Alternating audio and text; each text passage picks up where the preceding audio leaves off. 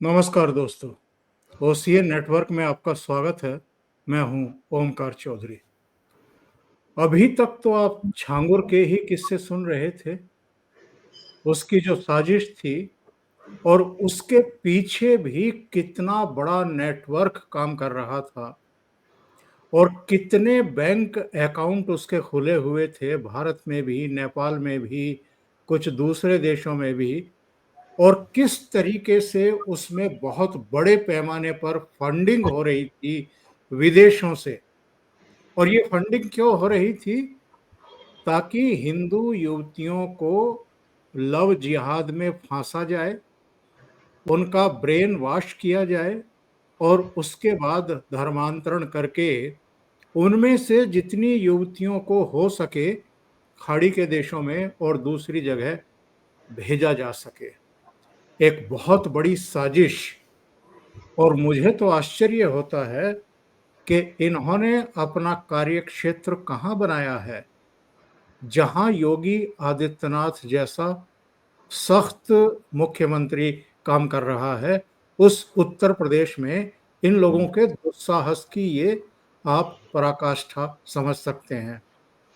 तो मामला केवल बलरामपुर तक सीमित होकर के नहीं रह गया है, अब ये मामला पहुंच गया है आगरा। और मुझे नहीं पता कि आगरा के बाद भी ये थमेगा या नहीं थमेगा, क्योंकि आगरा में जो धर्मांतरण गैंग गिरफ्तार किया गया है, ये तो इसके बारे में जानकारी हासिल जब करने की कोशिश की गई, ये तो छांगुर से भी 21 है और इसमें एक पूरा तंत्र काम कर रहा है। इनके भी विदेशों से संपर्क हैं, लंदन से भी, यूएई से भी, तमाम जगहों से, अमेरिका से भी, कनाडा से भी, कहां कहां से इनको फंडिंग नहीं हो रही है। तो ये एक बहुत बड़ी साजिश है जो सामने आ रही है।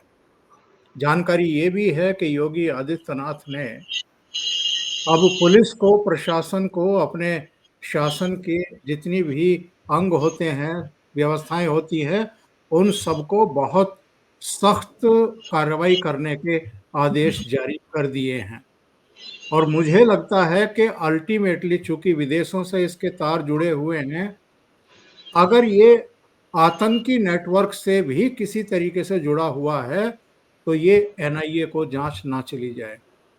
लेकिन अभी तो उत्तर प्रदेश पुलिस इसकी जांच पड़ताल कर रही है।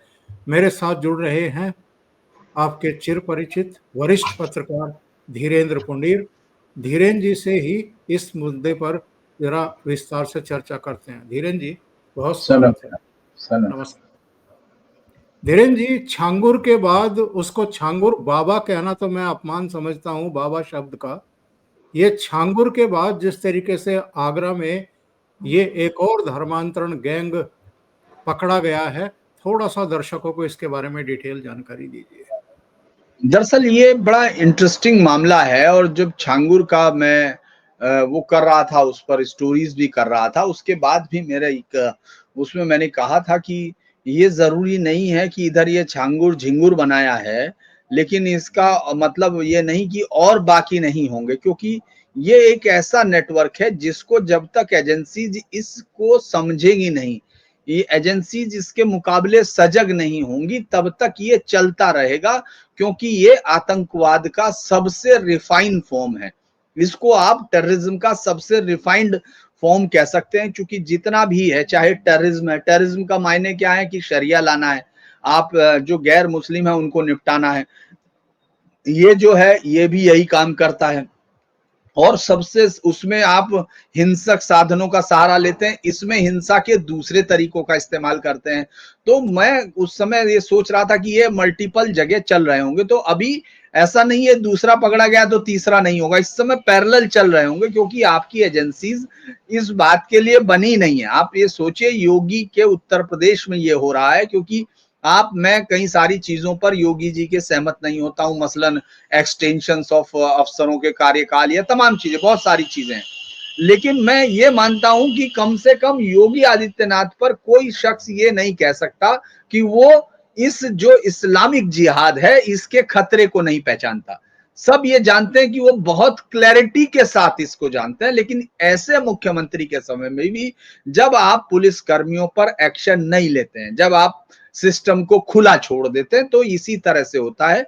ये आगरा का एक व्यापारी जूता कारोबारी था, उसकी 2 बेटियां थी। जो एक बड़ी बेटी थी वो DEI कॉलेज जो है बहुत ही फेमस कॉलेज है वहां का, वहां से एमफिल कर रही थी। और उस वक्त जो है उसके साथ एक लड़की, चूंकि जिसने भी केरल स्टोरी फिल्म देखी है उसमें देखता है कि किस तरह से वो लड़की जो है अपनी सहयोगी लड़कियों का धर्मांतरण करती है। तो वो सिर्फ इसीलिए नहीं थी, जैसे आप उदयपुर फाइल पर देख रहे हैं आज के वक्त में सारा हल्ला हो रहा है, उलेमा मौलाना जो भी है, मौलाना उलेमा जो भी है, वो सब लोग इस पर लगे हुए हैं कि वो फिल्म कहीं प्रदर्शित ना हो जाए। क्यों? क्योंकि उससे बहुत सारी चीजें कॉमन पार्लेंस में चली जाती हैं, क्योंकि जो आप और हम डिस्कस करते हैं वो भी वही आदमी समझता है जो मोबाइल लेके इसको देखना चाहता है, नहीं तो हर आदमी के पास नहीं होता। लेकिन फिल्में एक ऐसी चीजें होती हैं जो कॉमन आदमी, जिसका कोई लेना देना नहीं किसी राजनीति से, किसी चीज से, और जिसको देश का भी मतलब नहीं, लेकिन वो फिल्म जरूर जाके देखता है। और वो जब देखता है तो उसके जहन पर सबसे बड़ा असर होता है। केरल स्टोरी का ये रियल स्क्रिप्ट है। रील और रियल कितना मिक्स है आप ये सोचिए, और ये कितनी खतरनाक बात है। और ये तमाम उन हिंदू पेरेंट्स को मुझे लगता है और ज्यादा सजग करने की जरूरत होगी, जिनके साथ मुस्लिम लड़कियां, माफ करना इस तरह का जो ये बहुत ही ऑफेंसिव शब्द कह सकता हूं मैं, जो मैं खुद बोल रहा हूं कि इस तरह से एकदम, लेकिन ये कंटिन्यू देखा गया ट्रेंड है, ये कोई अकेला नहीं। तो मैं पहले इस खबर को बता देता हूं, फिर आपके सवालों के अगर कुछ उस तरह से होंगे तो जी हाँ, जवाब जी देंगे। ये जो है, जो ये छोटी लड़की ग्रेजुएशन कर रही थी, बड़ी लड़की वहां एमफिल कर रही है। तो उसके बाद क्या होता है कि वो 24 मार्च को गायब हो जाती हैं घर से। दोनों लड़कियां गायब हो गई हैं। तो व्यापारी भागता है, पुलिस के पास जाता है, पुलिस के सामने हाथ जोड़ता है। हिंदुस्तान की पुलिस, खासतौर से उत्तर प्रदेश की पुलिस, इस मामले में बहुत ही उसको एक्सपर्टाइज है कि वो ऐसे मामलों को बाहर से बाहर भगा दे, उनकी बात ही ना सुने। और वो ऐसे समय में, जबकि छांगुर पर FIR हो चुकी थी, ATS उसको अक्टूबर में, पिछले साल अक्टूबर में उसके केसेस दर्ज हो चुके थे। एक तो यहाँ सबसे बड़ी बात है, आज तक ये फिर मैं कई बार, चूंकि ये चीजें इतनी गुस्सा दिलाती हैं सिस्टम पर, कि आप ये सोचिए यहाँ जो पोल नेट या तमाम नेटों की बात करते हैं, वो कोई भी सिर्फ कागजों पे या FI उसको बताने के लिए होता है पत्रकारों को। उनको ये मालूम ही नहीं ये आगरा में केस हो रहा है, और उनको मालूम नहीं कि कोई छांगुर करके इस तरह से एक जो सड़कों पे अंगूठी बेचने वाला है, वो एक इतना ऑर्गेनाइज गैंग चला रहा है धर्मांतरण का। ये गैंग है और कुछ नहीं है, जिसमें वो सूफी उफी ये सब वही सब करते हैं जो पहले करते थे। सूफी होने का मतलब हिंदुस्तान में यही अर्थ है। तो वो धर्मांतरण करने के अलावा उनका कोई और काम नहीं होता। पहले भी वही थे, चाहे किसी भी सूफी का आप नाम लीजिए। वो पहले कैंप बनते थे, खेमे बनते थे, उसके बाद वो कन्वर्ट करते थे और बीच में उस राजा की कब्र खोद देते थे जो वहां उनको शरण देता था। तो यहाँ ये सब चल रहा था, तो वो गायब हो गई। अब वो पुलिस वालों ने उनको भगा दिया कि साहब आप जाइए, आपको कोई लेना देना नहीं, वो सब बालिग अपनी मर्जी से कहीं भी रहेंगी। ये सबसे पहला शब्द होता है लड़कियों के। और ये मैं आपको बता दूं, ये हम लोगों के जहन में आ गया। मैं धीरेन्द्र पुंडीर, जिसने इतने सालों तक क्राइम रिपोर्टिंग की, वो भी अगर कोई हमारे पास रो के बोलता था, फोन करता था माता या पिता कि साहब हमारी बेटी भाग गई, तो हमारे मुंह से ये अनायास जैसे ट्रेनिंग हो गई हो निकलता था, कितने साल की है, ये पहला शब्द हो गया था। चूंकि ये हमने अपने दिमाग में ठूस लिया, और ये उन लोगों ने ठूसा है जो ये मतांतरण और जिहाद के चलाने वाले लोग हैं। ये उनके आउटसूट्स हैं, आप समझिए। तो अब उन्होंने उनको भगा दिया। वो बेचारे खुद से घूमने लगे, ढूंढने लगे। फिर उनमें से किसी ने, फिर इसी दौरान ये सब हो गया, तो लग गया उनको, पुलिस वालों को, कि अरे ये तो इस समय योगी जी सब शाबाशी दे सकते हैं। भाई योगी जी कंधे पे शाबाशी डालेंगे, क्योंकि अभी तो छांगुर पकड़ा, अब ये पकड़ ले, तो लिहाजा पुलिस वो करने लगी। ये पहले दिन भी कर सकती थी, कोई ऐसी चीज नहीं थी। ये 45 दिन बाद तो उसने FIR या शायद उस तरह से हुआ है। उसके बाद उनसे जब बातचीत हुई, व्यापारी से पूछना शुरू किया, भाई कहाँ जा सकते हैं, क्या हो सकता है, क्या है। तो उसने बताया कि साहब 2020 में भी एक ऐसी ये गई थी बड़ी लड़की, और एक साइमा करके लड़की थी, ये जो है उधमपुर की रहने वाली थी। 2020 में ये यहाँ साथ में पढ़ती थी। तो पुलिस माफ कीजिए, पुलिस उसकी ID ट्रैक करने लगी। उसमें पता चला एक आमना करके ऐसे करके लड़की, और AK-47 पर उसकी ID पर दिख रही है। तो पुलिस को लगा कि हाँ ये तो केस खतरनाक है, और चूंकि अब तक छांगुर आ चुका तो उन्होंने शुरू किया ये ट्रैक करना पिछले 1 हफ्ते का। इसका नाम भी इन्होंने ऑपरेशन अस्मिता दिया।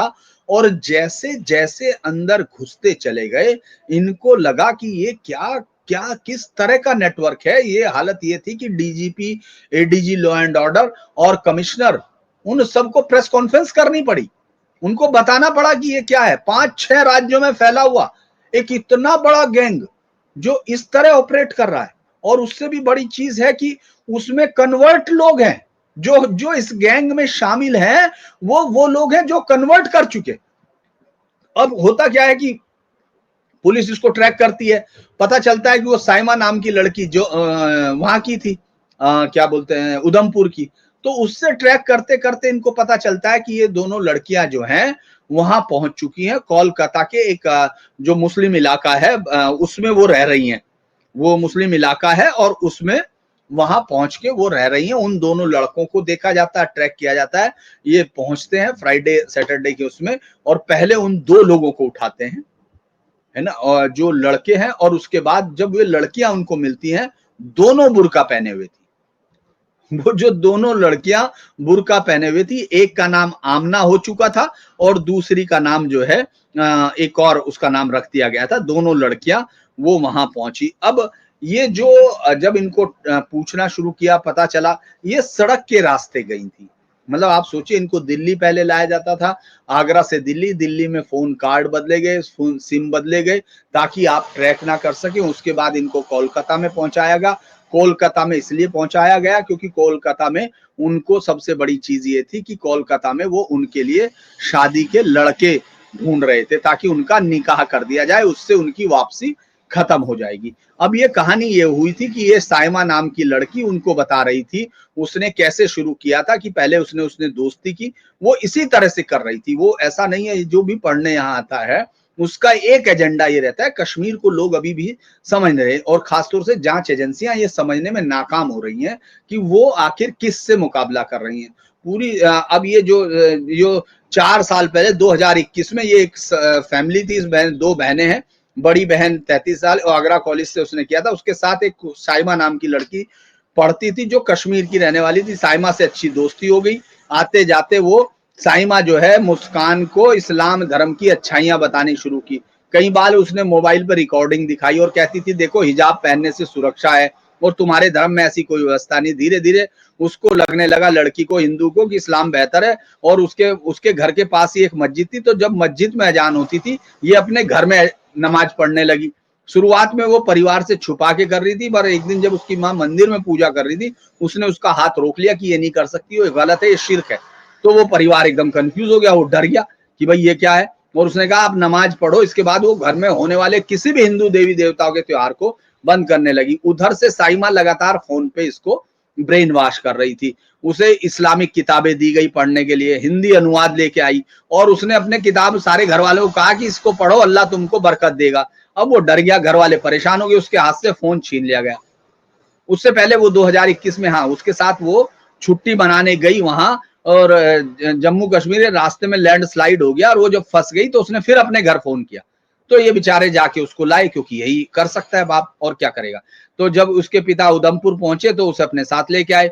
उस वक्त मुस्कान ने परिवार को, मतलब इस लड़की का नाम कहीं कुछ दे रखा, कहीं कुछ, मुस्कान दे रखा, नाम बदल रखा, कि घर छोड़ के क्यों गई, तो परिवार मिल जाने से खुश था और बेटी अपनी रूटीन लाइफ में आ गई।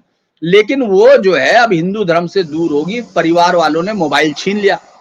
अब उसका घर से निकलना बंद हो गया। तो वो जो उसकी छोटी बहन थी, उसकी छोटी बहन का फोन उसने इस्तेमाल कर लिया, जिसकी उम्र 16 साल थी।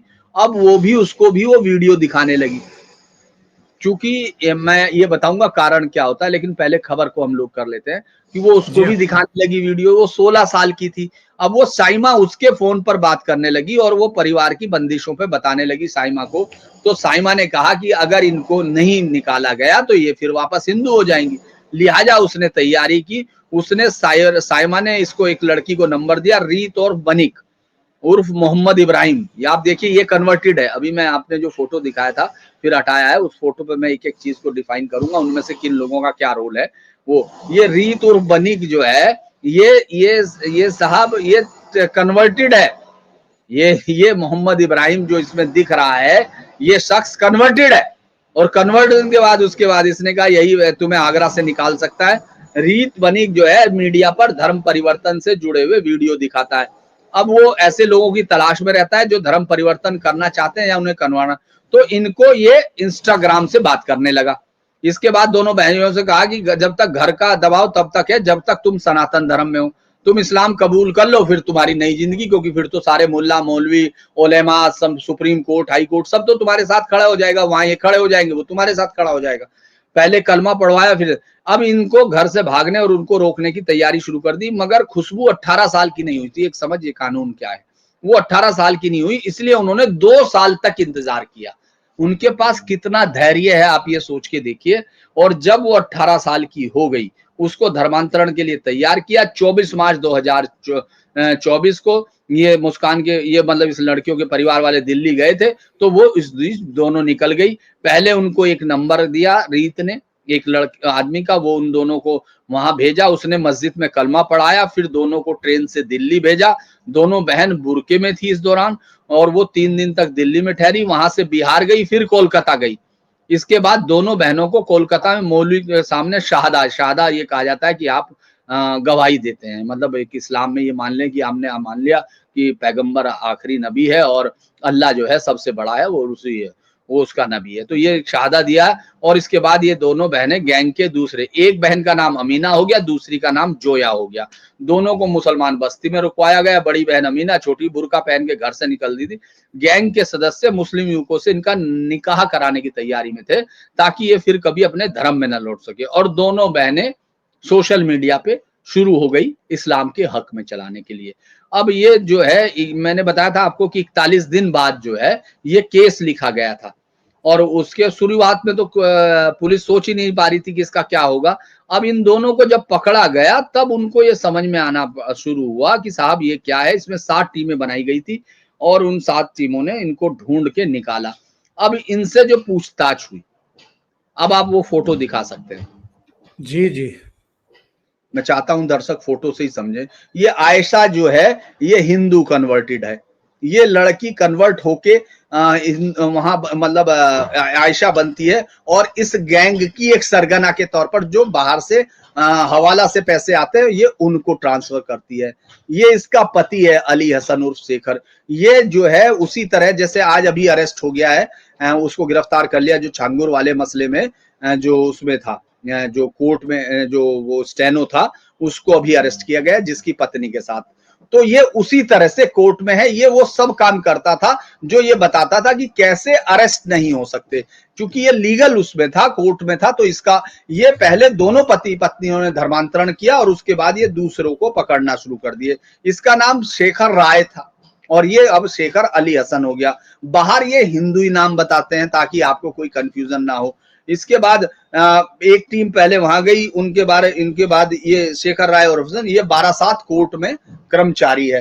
तो लिहाजा ये जो है एक उसके बाद पकड़ा गया। उसके बाद पूछताछ के आधार पर गोवा से इसको पकड़ा गया, अली हसन से, यहीं से ओसामा, आगरा से रहमान कुरैशी, मुजफ्फरनगर की खालापार से अबू तालिब, देहरादून से अबुर रहमान, जयपुर से मोहम्मद अली और जुनैद कुरैशी को किया। पुलिस ने ये तक कंफर्म किया कि 10 आरोपियों में से कई हिंदू थे जो धर्मांतरण करके मुस्लिम बन गए थे, और बाद में ये इसी गैंग का हिस्सा बन गए और हिंदू लड़के लड़कियों को धर्मांतरण करके मुस्लिम बनाने लगे। इसमें मुस्तफा मनोज जो दिल्ली से पकड़ा गया, ये मुस्तफा ये पहले मनोज था। ये देखिए इसमें लिखा हुआ है बाकायदा, ये पहले मनोज था। और इसके अलावा शेखर राय। तो ये इनमें से 3-4 10 में से 4 अगर आप हिंदू हैं तो आप सोच सकते हैं 40% लोग कन्वर्ट के उन्हीं का इस्तेमाल कर रहे हैं। ये इस पूरे केस की कहानी है। ये केस पैरेलल केस है। कल तक एजेंसी या अखबार वाले इस केस को छांगुर का एक हिस्सा मान रहे थे। वो ये नहीं मान रहे थे कि ये केस अलग है। उनको लग रहा था ये इसी केस का। दरअसल उमर गौतम सेम केस था, उसी तरह से था। हिंदू कन्वर्ट था, फतेहपुर के राजपूत परिवार से था, कन्वर्जन करने लगा। वो किसके चक्कर में आया? उसके चक्कर में ये कलीम सिद्दीकी, और उसके बाद फिर आपने देखा ये छांगुर। और छांगुर के बाद अब ये, और इसके अलावा रोज हर अखबार में 10-10, 15-15 खबर होती हैं जिसमें वो कलावा बांध के राजकुमार बन के रहमान जो है रोज किसी ना किसी लड़की को पकड़ता है, फिर बाद में उसके साथ कन्वर्जन कराता है, उससे पहले उससे रेप और वो सब होते हैं, और उसके बाद उसको छोड़ के फिर दूसरे पर जाता है। यही उनका एक पूरा नेटवर्क इस समय चल रहा है। जी सर। क्या हमारी पुलिस, हमारी व्यवस्था अभी भी इस खतरे को भांपने, समझने और इसकी गंभीरता को जानने में नाकाम है? या जो एक परंपरागत तरीका है पुलिस का, पुलिसिंग का, वो उसी परंपरागत तौर तरीके से सब चीजों को लेती है? जैसा शुरू में आपने कहा कि अगर कोई पीड़ित माँ बाप जाए भी तो उसको ये कह करके, दुत्कार करके, अपमानित करके भगा दिया जाता है कि 18 साल की है, अपनी मर्जी से किसी के साथ गई होगी। तो ये जो एक बड़ी साजिश है, इस इसको भांपने के लिए, इसकी गंभीरता को समझने के लिए क्या हमारे पूरे सिस्टम को सेंसिटाइज करने की जरूरत है? उनको स्पेशल ट्रेनिंग देने की जरूरत है? दरअसल अभी तक आपका पूरा सिस्टम इंग्लिश मॉडल पर है। अब्राहमिक रिलीजन है, दोनों में कन्वर्जन होता है। दोनों जो इनके अलावा जो धर्म है उनको ये राह से भटका हुआ और जहन्नुम में जाने लायक मानते हैं, और इनका प्राइम कर्तव्य है। तो इसीलिए जो आपकी पुलिस है वो इसी तरह ट्रेंड होती है। उसके पास इससे ज्यादा कोई समझ नहीं होती। वो जो जाके चाहे कितने भी जो आपके टॉप ऑफिसर्स हैं वो तो चुन के आते हैं उसी सिस्टम से, जिस सिस्टम में इंग्लिश होती है। इंग्लिश होती है तो भाषा जो है अपने मूल पर जाती है, चाहे कोई भी करे। इस पर मैं किसी के साथ बहस नहीं करना चाहता हूं, लेकिन भाषा अपने मूल पे जाती है, उसके साथ अपने शब्द लेके आती है। तो वो धर्म उसके साथ है। वो जो अधिकारी आते हैं उनको लगता है कि जो इस तरह की बात कर रहे हैं ये लोग इनसेन माइंड है, ये लोग सेन नहीं है। मैं इसलिए बता रहा हूं आपको क्योंकि मैंने लगभग 26-27 सालों की पत्रकारिता में कभी भी टेररिज्म को कवर करना नहीं छोड़ा। आज भी मेरा इंटरेस्ट टेररिज्म को हमेशा रहता है। मैं आपको अधिकारियों के नाम नहीं बताऊंगा, लेकिन इंसिडेंट बताता हूं। मैं रोज खबर जब ब्लास्ट हुए, याद होगा आईएम के ब्लास्ट हो रहे थे, एक के बाद एक बड़े ब्लास्ट हो रहे थे, तो शुरुआत में तो हमको भी जो ये मौलाना और ये तमाम लोग जो इस तरह के इनके कवर फायर देने वाले लोग होते हैं वो ये बताते हैं कि साहब ये इस्लाम नहीं है, ये नहीं है, इन्होंने गलत पढ़ लिया, ये पढ़ लिया। तो हम भी इसी बात को अपनी रिपोर्टिंग में चस्पाते रहे और पूरे देश को, देश की जनता को बेवकूफ बनाने का जो सबसे बड़ा गंगा जमनी तहजीब का काम है वो लगातार करते रहे। उसके बाद मैं बहुत सारे अधिकारियों से मिला, तो जैसे एक मौलाना हुआ करता था, याद होगा आपको, अबू बशर, आईएम में पकड़ा गया था, आजमगढ़ का था, जो आईएम के उनको वो देता था। वो बड़े ही एक ऐसे परिवार से था, होते इसी तरह से नीचे से लेके एक मजदूर जो अभी यहाँ का है वो टैक्सी चलाता है, जो मुजफ्फरनगर से पकड़ा गया जामिया वाला, वो वहां से लेके वहां तक, और जो इसमें पहुंचे हुए वो अलग अलग जगह चाहे देश के किसी भी हिस्से में बैठते हैं, फिर वो एक तरह का कवर फायर देते हैं, या तो वो कवर फायर देते हैं या सीधे हो जाते हैं। जैसे आप बहुत सारे वामपंथी मुसलमानों को देखते हैं जो राइटर भी होते हैं, असगर वजहत टाइप, या ये इस तरह के लोग, ये अपनी उस मेधा का फायदा तमाम चीजों को कन्वर्ट करने के लिए, या फिर ऐसे जो चुनाव आयुक्त भी हो वो ऐसी किताब लिखते हैं कि साहब इनकी आबादी कम हो रही है, आप समझ नहीं रहे हैं, बस आपको समझ में नहीं आ रहा, ये बेवकूफी की बात आपके जहन में वो कम हो रही है, जबकि वो कंटिन्यू आप दरअसल झूठ के कर। तो मैं जब उनके साथ बैठा था तो अबू बसर पर बात होने लगी, तो उन्होंने कहा कि यार ये अजीब पागल है। हमने कहा क्यों, पता नहीं क्या हुआ है। कहने लगे, मैंने कहा कहता क्या है? तो उन्होंने कहा कि यार ये कहता है कि जब मरेंगे तो खून से खुशबू आएगी, शहीदों के खून से, और वो खुदा के बाग की चिड़िया बन जाएंगे। बताइए कैसा पागलपन की बातें कर रहा। तो मैं हंसने लगा, मैंने कहा पागल आप हैं, वो थोड़ा ही है, उसको तो मालूम है उसमें वही लिखा हुआ है, उसको पूरा यकीन है। अगर और फिर जो डी रेडिकलाइजेशन की बात जो मिनिस्ट्री ऑफ होम अफेयर्स और ये सरकार अपनी पीठ ठोकती है जिस पर, वो उन्हीं मौलानाओं से कराती है। उन मौलानाओं से ज्यादा वो जानते हैं। जो टेररिस्ट है वो उनसे ज्यादा सही से पढ़ा हुआ है उस धर्म को, वो उसने बिल्कुल सही से पढ़ा है। कौन मना करेगा? अच्छा एक भी शख्स, अभी वो शाहबुद्दीन रिजवी टाइप जो लोग हैं वो बोलते रहते हैं कि साहब ये कर देंगे, हम विरोध कर देंगे, इस्लाम ऐसा नहीं है, और सड़क पे निकले, दरअसल झूठ का कवर बनाते हैं। दावा जो बेसिक कंसेप्ट है इस्लाम का, कोई मना करे तो मैं मानूंगा। दावा कंसेप्ट है, उनको कन्वर्ट करने के लिए आमंत्रित करना है। तो आप किस तरह करेंगे? आपका सिस्टम, आपकी जुडिशियरी, आपके एजेंसीज, वो सब तो उसी तरह से समझती है। उनको लगता है ये जो इस तरह की बात कर रहा है वो इंसान है, जबकि वो उनसे ज्यादा धर्म समझता है। मैं तो कल हैरान था कि किस तरह से अभी बहराइच के उसके गाजी सालार मसूद के उस पर फैसला देते हुए हाई कोर्ट ने ये टिप्पणी की कि साहब वो सांप्रदायिक सौहार्द। अरे आप कौन से इतिहास पढ़ के आए? आप कौन सा इतिहास के ठेकेदार हैं? आपके सामने बहस हुई है कि आप जानते हैं सियासत में क्या लिखा हुआ? आप बिना जाने बोले जा रहे हैं। आपने हदीस पढ़ी है? क्योंकि कोई आपको वही, दरअसल ये छिलके के अंदर छिलका है प्याज के, खोलते चले जाइए, आखिर में कुछ नहीं मिलता, छिलके ही हाथ में आते हैं। तो ये आपकी एजेंसीज की लापरवाही है, उनको ये लगता है, और वो ट्रेंड ही नहीं है इस काम के लिए। और चूंकि बाकी काम आपके जो नेता होते हैं, खासतौर से योगी आदित्यनाथ जी को भी मैं खुद ही कह रहा हूं, बहुत सारे लोगों को शायद चुप जाएगा आपके वो को, क्योंकि उनको मालूम नहीं कि ये इन लोगों को रोज एक्सटेंशन देने से कुछ नहीं होना है। इनकी सेवाओं का एक्सटेंशन नहीं देना, इनको टर्मिनेट करना पड़ेगा, बर्खास्त करना पड़ेगा। ये लोग इनकैपेबल है। अगर आपको 45 दिन तक जिसने एफआईआर नहीं लिखी, उस आदमी का थाने में होने का जरूरत क्या है भाई? वो किस लिए वहां है? जिस एडीजी को ये नहीं मालूम है कि ये अभी छांगुर के उसमें इतने दिन तक गायब था, इसके नेटवर्क में क्या करना है, क्यों रखना है?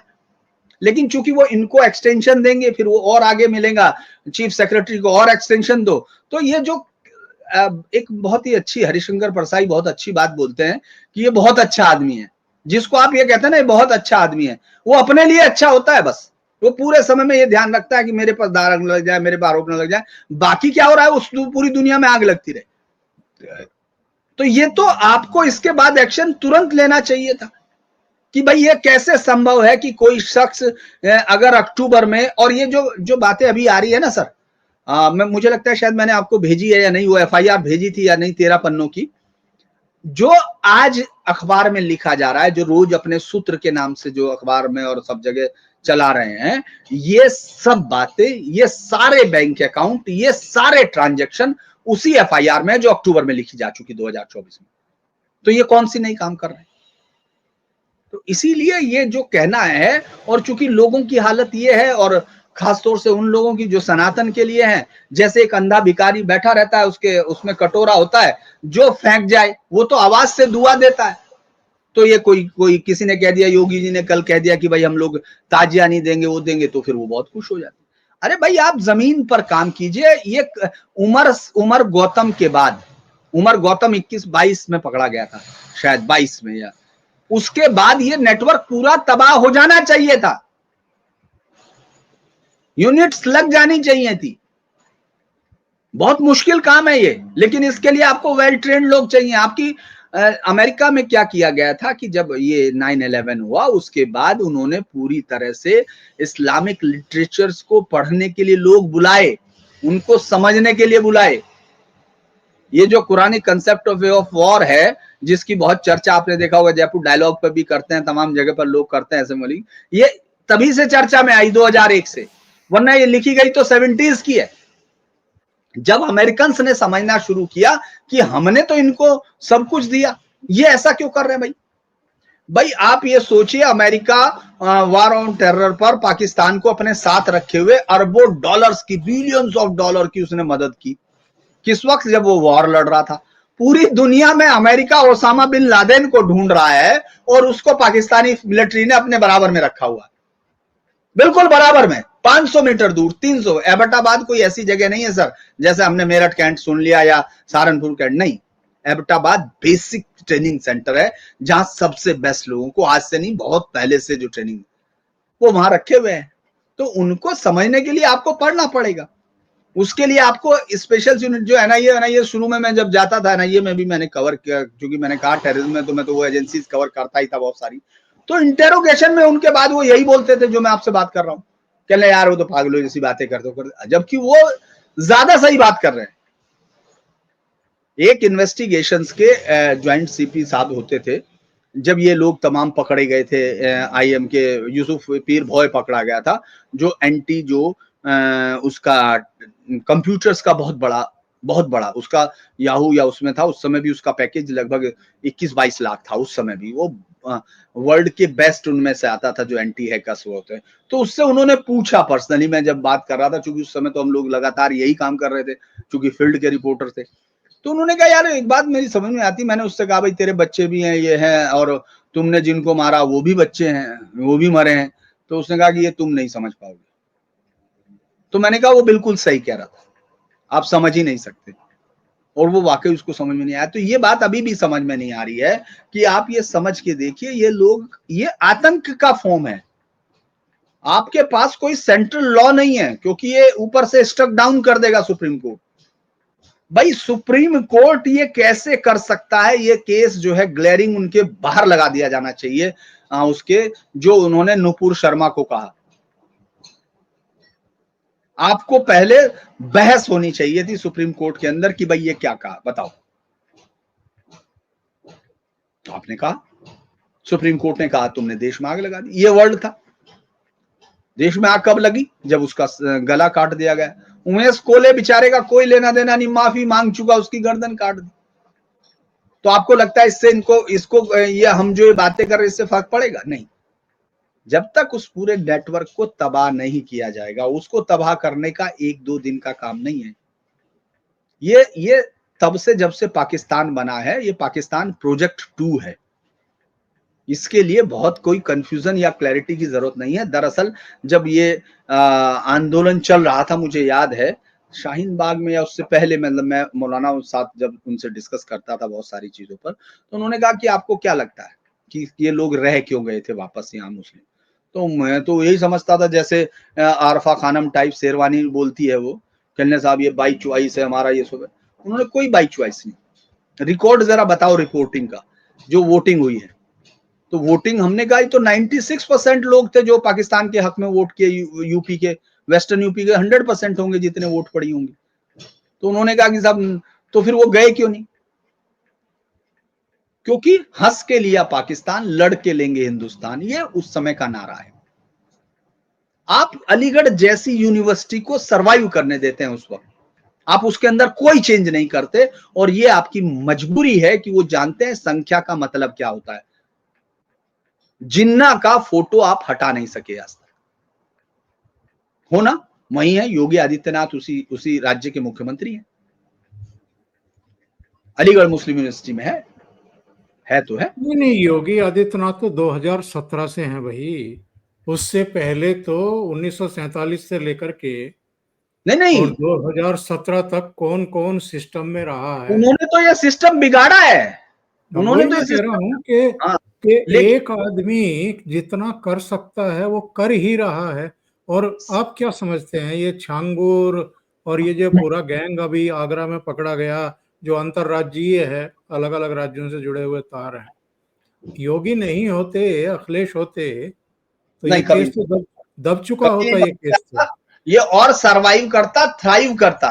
लेकिन लोग उसी से उम्मीद करते हैं, क्योंकि वही लास्ट होप है। आप ये सोचिए, जिन आदमियों ने वोट किया है बीजेपी को, भाई जिन लोगों ने वोट किया उन्होंने होप पे किया ना सर। नहीं नहीं, अभी आपने कहा कि जो कोर्ट में बैठे हुए लोग हैं वो तरह तरह के अड़ंगे लगाते हैं क्योंकि उस तरह का कानून ही नहीं है। तो योगी आदित्यनाथ के भी लेकिन मुझे लगता है कि उनको पुलिस कितनी पर, बार हाथ बांधे गए हैं। मैं योगी आदित्यनाथ को बहुत ये मानता हूं कि वो एक ऐसे योद्धा मुख्यमंत्री हैं जो इस तरह की, मैंने पहले ही कहा, आपके प्रोग्राम के शुरू होते ही मैंने कहा कि वो, कोई उन पर यह शक नहीं कर सकता कि उनको इसकी क्लैरिटी नहीं है। लेकिन उनको थोड़े एक्शन, प्यूनिटिव एक्शन अपने लोगों पर लेने पड़ेंगे, जैसे उन लोगों अभी पर। सालार वाले मामले में वो जो एक्शन लिया था वो तो योगी ने ही लिया था। उन्हीं की इच्छा शक्ति की वजह से उस पर प्रतिबंध लगा। लेकिन कोर्ट ने क्या स्टैंड ले लिया? कोर्ट ने क्या कह दिया?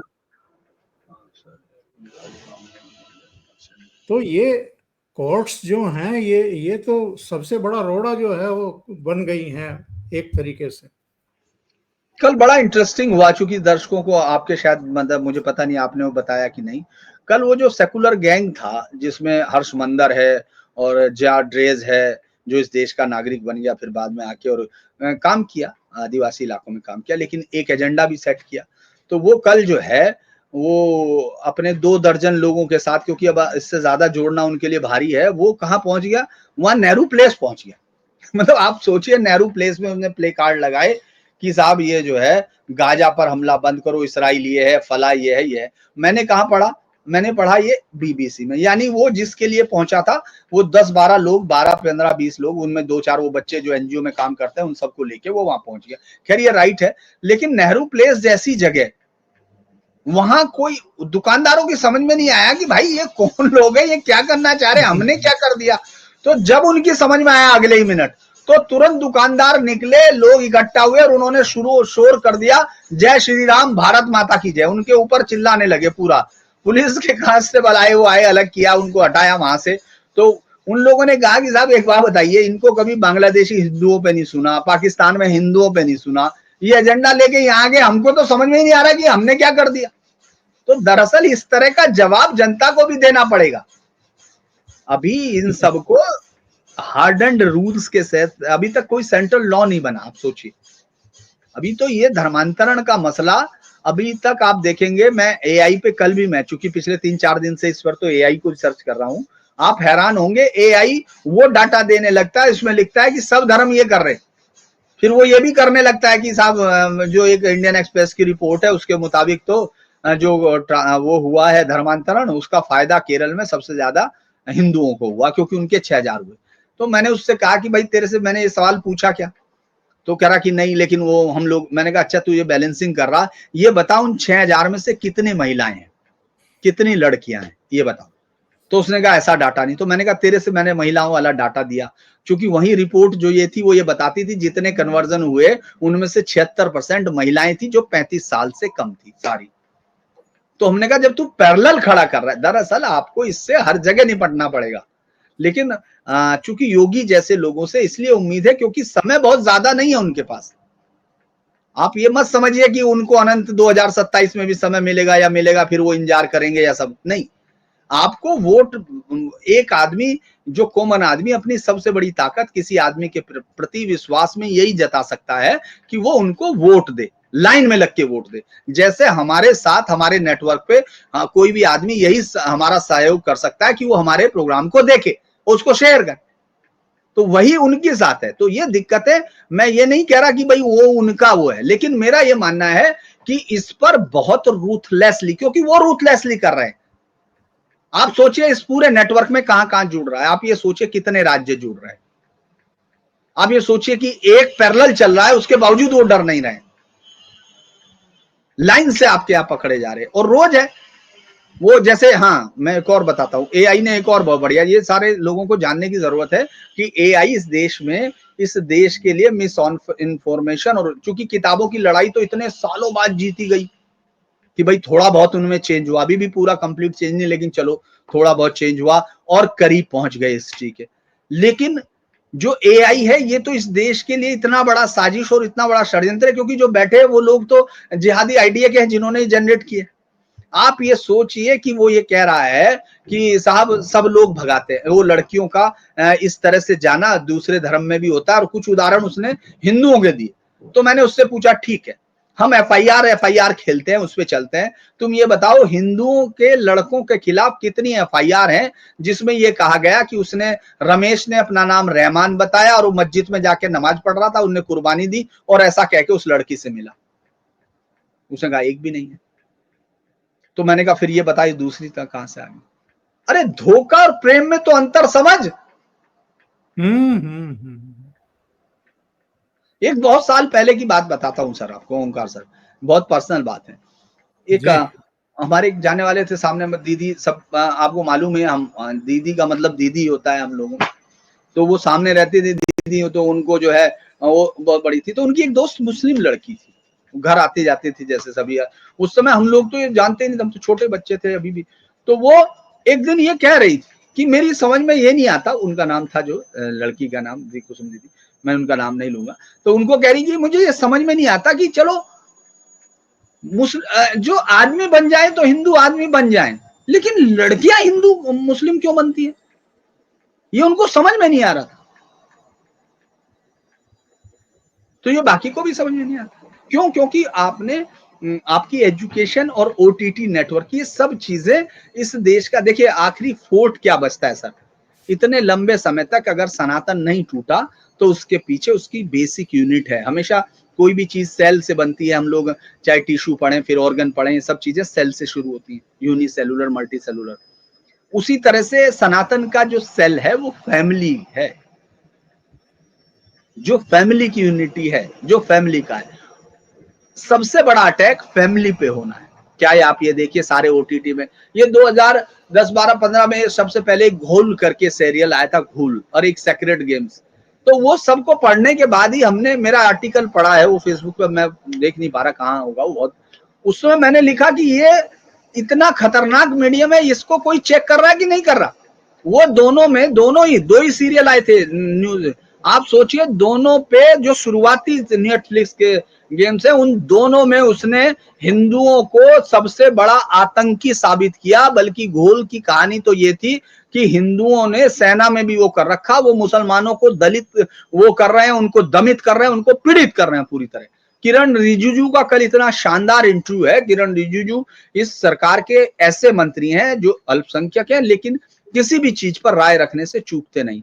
उन्होंने कहा कि इस देश में बहुसंख्यक हिंदू हैं, लिहाजा अल्पसंख्यकों की ये सुरक्षा है। दुनिया के किसी देश में अल्पसंख्यकों को जो राइट है उससे ज्यादा राइट यहां इसलिए क्योंकि हिंदू है। उसने कहा कि ये जो बांग्लादेश में अगर हमारा हिस्सा, उन्होंने कहा कि हम बदकिस्मती से अगर बंटवारे में बांग्लादेश होते तो आज मैं, मेरा परिवार शरणार्थी होता। बिल्कुल। बहुत बहुत धन्यवाद धीरेन जी, आप जुड़े और एक बहुत महत्वपूर्ण मुद्दे पर आपने चर्चा की है। Thank you so much. नमस्कार।